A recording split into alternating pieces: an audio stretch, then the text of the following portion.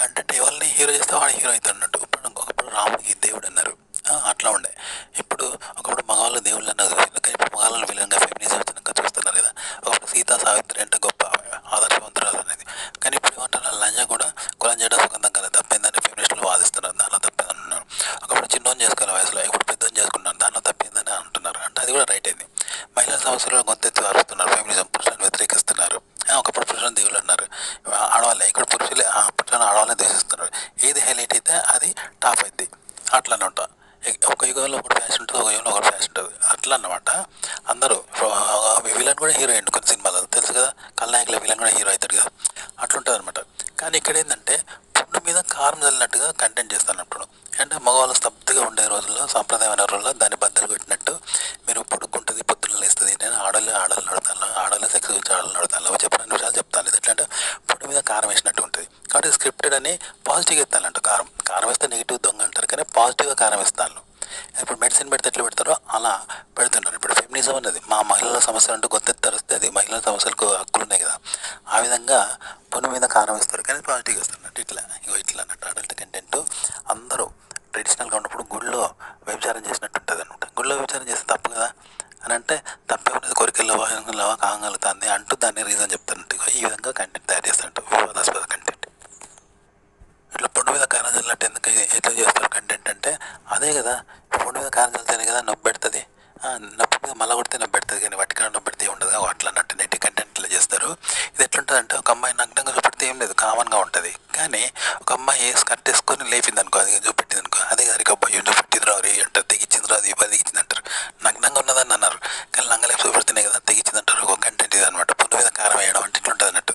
Content వివాదాస్పద content order చేస్తుంటారు, ఇట్లుంటుంది. ఏ content అని ఇలాగే పుడుతుంది.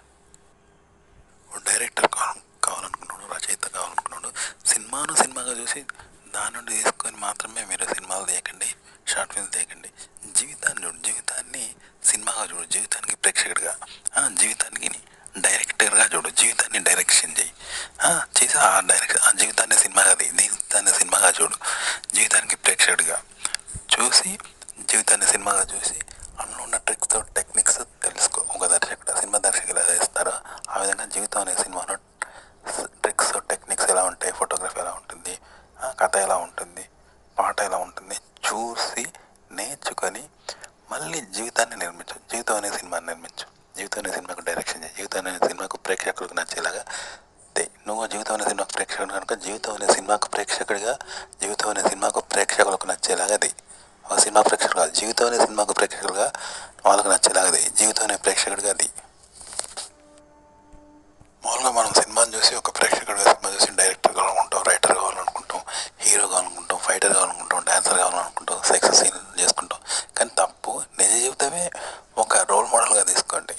నిజ జీవితం సినిమా తీసుకొని దాన్ని ప్రేక్షకుడిగా చూడండి. చూస్తే అందులోనే రచయిత ఉంటాడు, డైరెక్టర్ ఉంటాడు, అందులోనే రచయిత ఉంటారు, నటీనటులు ఉంటారు, స్క్రిప్ట్ ఉంటుంది, కథ ఉంటుంది.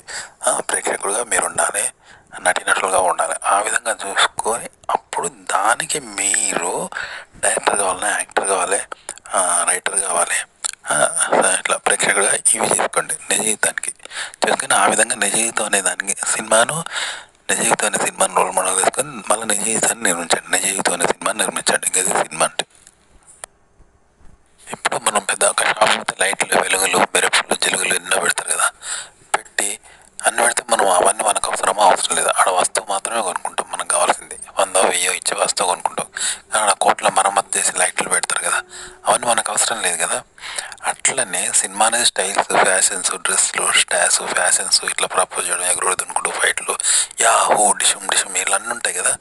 ఇవన్నీ కూడా వట్టి అంటే అట్రాక్షన్ చేయడానికి, ఓకే. కానీ కంటెంట్ ఒక్కటే మనకు ఆడియన్స్ కావాల్సింది.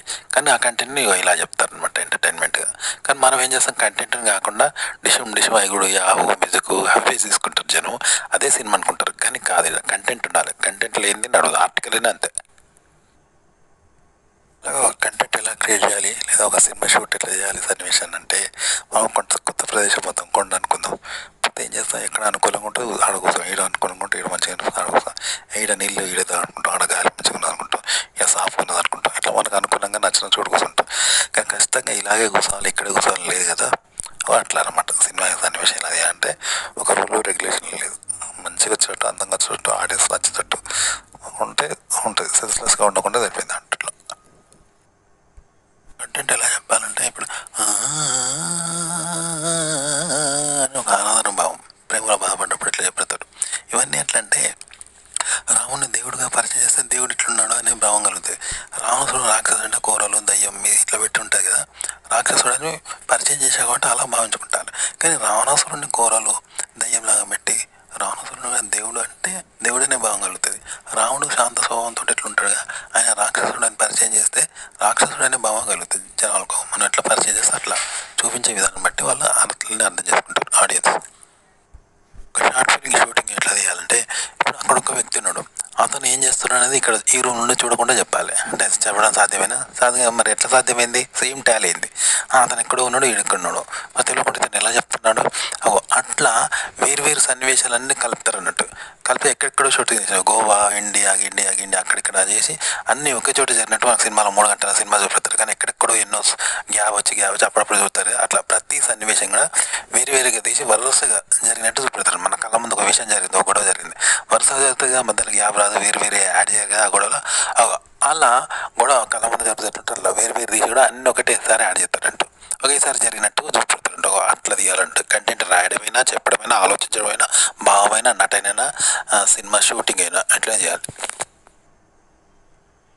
ఒక షార్ట్ ఫిల్మ్ కానీ ఒక కంటెంట్ కానీ ఎలా క్రియేట్ చేయాలంటే మామూలుగా సీసీ కెమెరాలో ఒక వీడియో కెమెరాలు ఏం చేస్తాం, వెళ్ళి మనకు తెలియకుండా మనం పడతాం కదా సీసీ కెమెరాలో, దొంగలు ఏం చేస్తాను, దొంగతనం ఎట్లా చేస్తాను, ఆడ కొట్లాటైతే ఎట్లా జరిగింది అనేది సీసీ కెమెరాలో పడుతుంది. అది వీడియో కూడా అట్లే తీస్తాం.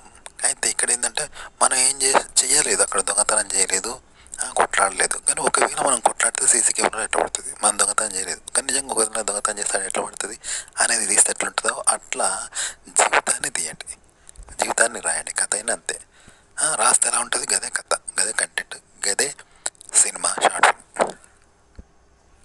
ఒక అవాస్తవాన్ని వాస్తవంగా సినిమాలలో ఎలా చెప్తారు, కథల్లో ఎలా చెప్తారు అంటే మాకు రాత్రి కల్లో వచ్చింది, ఒక శ్రీదేవిని పెళ్లి చేసుకున్నామని చెప్తే ఎవరు నమ్ముతారా? నమ్మరు. మాధురి దీక్షని పెళ్లి చేసుకుని అంటే నమ్మరు. ముఖ్యమంత్రి అయినా రాత్రి అంటే నమ్మరు. ప్రైమ్ మినిస్టర్ అయినా నాకు కోట్లు దొరికినాయి, కోట్ల వర్షం మా ఇంట్లో కురిసిందంటే ఎవరు నమ్మరు. ఎందుకంటే అందరికి వస్తాయి కళ్ళు, మాకు కూడా వస్తాయి, పగటి కళ్ళు కానుకో, రాత్రి కళ్ళు కానుకో అంటారు. కానీ శ్రీదేవిని పెళ్లి చేసుకున్నా నిజంగా శ్రీదేవిని చూపెట్టిండు అనుకో ఒక ముచ్చగాడు, అరే అని ఆశ్చర్యపోతారు. కోట్లు దొరికినాయి ఆ కళ్ళలో అని చెప్పిన, కానీ ఆ కోట్లు నిజంగానే చూపెట్టినాయి, ఇంటి నిండా కోట్లు ఉన్నాయి. అరే నిజమే, నా పైసలు వాన కురిసింది ఇంట్లో రాత్రి, ఓ నిండుతానే అంటే నిజంగా చూస్తే ఇంట్లో నిజంగానే కుడుతుంది అనుకో, అరే అంటారు కదా. వాస్తవం అయితే నమ్ముతారా? ఇగో ఇలా అన్నట్టు మీరు అవాస్తవాన్ని, అబద్ధాన్ని చెప్పాలి, కానీ అబద్ధంగా చెప్పకూడదు. చెప్తే ఎవరు నమ్మరు, అబద్ధమే అనుకుంటారు, అందులో బద్ధత ఉండదు. కాబట్టి అయితే అందులో బద్ధత ఉండాలి. అంటే అబద్ధం చెప్పినా అది నిజం కావాలి, నిజంగా ఉండాలి. అలా ప్రూవ్ చేయాలంటూ సాక్ష్యాధారాలతో సహా 100% నిజంకి ఉండే లక్షణాలు ఉండే నిజంగా చెప్పాలి, కానీ అబద్ధమే. అలా చెప్తే నమ్ముతారు. కంటెంట్ ఇలా క్రియేట్ చేయాలి. కంటెంట్ ఎలా చెప్పాలంటే ఇప్పుడు ఒక యాక్సిడెంట్ అనేది అది మనకు కూడా తెలియదు కదా, యాక్సిడెంట్ అయిద్దని మనకు తెలుసా? తెలియదు. అట్లా పొద్దుంటే ₹1,00,000 దొరకచ్చు, ముళ్ళు వచ్చచ్చు, అవి మనకే తెలియకుండా జరుగుతాయి. ఇవి ప్రమాదాలు అనుకుందాం, నెగిటివ్. కానీ పాజిటివ్గా అంతే, మనకు ఒక గుడ్ గురించి, నార్మల్గా గురించి ఏదైనా తెలియకుండా జరగాలి. అది జరిగితేనే వినోదంగా ఉంటుంది. తెలిసి చేస్తే స్క్రిప్ట్ అవుతుంది, బోర్ ఉంటుంది అనమాట. ఆడియన్స్కు మనం చెప్పడం బోర్ ఉంటుంది, వాళ్ళకి వినడం బోర్ ఉంటుంది.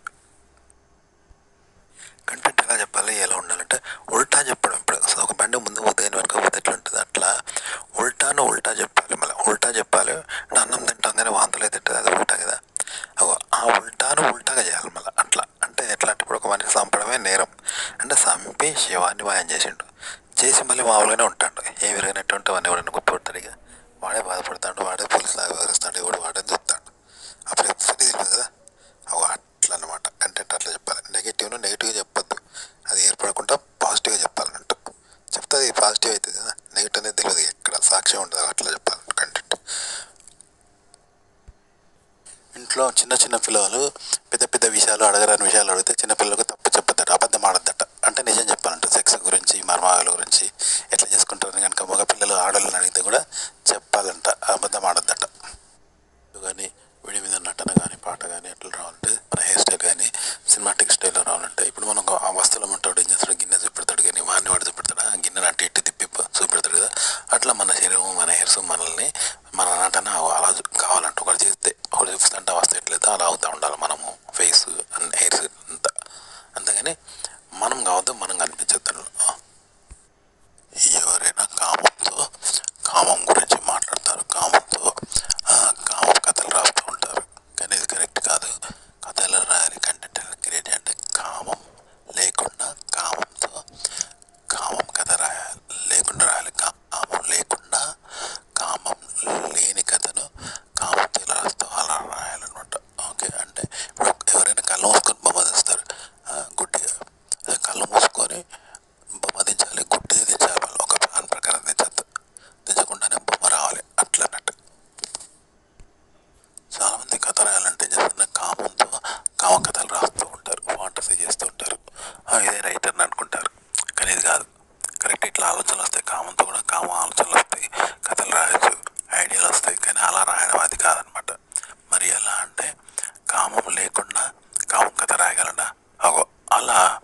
కామం లేకుండా రాయాలి, కామం కథ రాయాలి.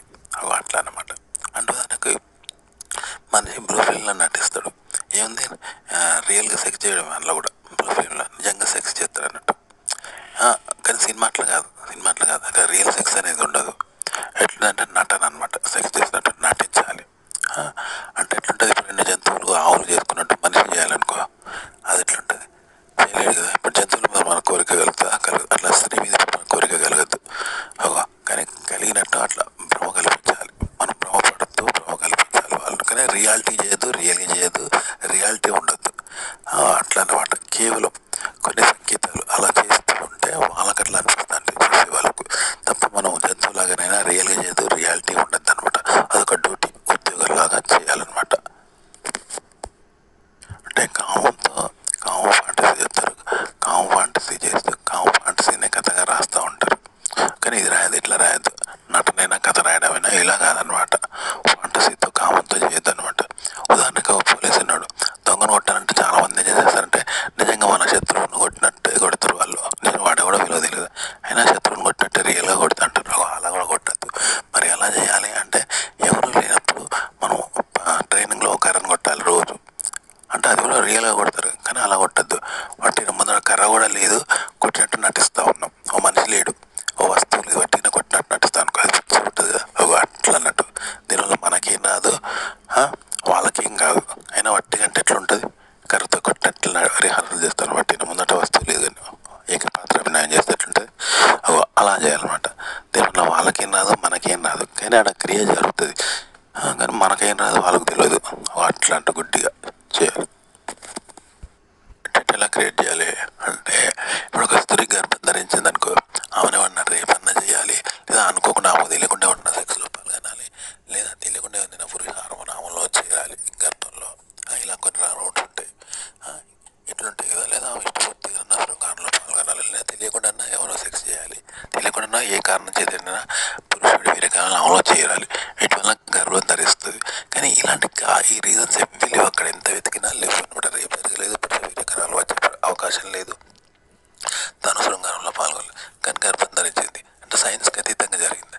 అంటే అద్భుతంగా వింతే కదా, అది జరగదు కదా. మరి ఎట్లా జరిగింది? ఒక కథ ఇట్లుంటుంది అన్నట్టు, రాయడము కథ అట్లా ఉంటుంది, రాయడం కూడా ఇలా ఉండాలి.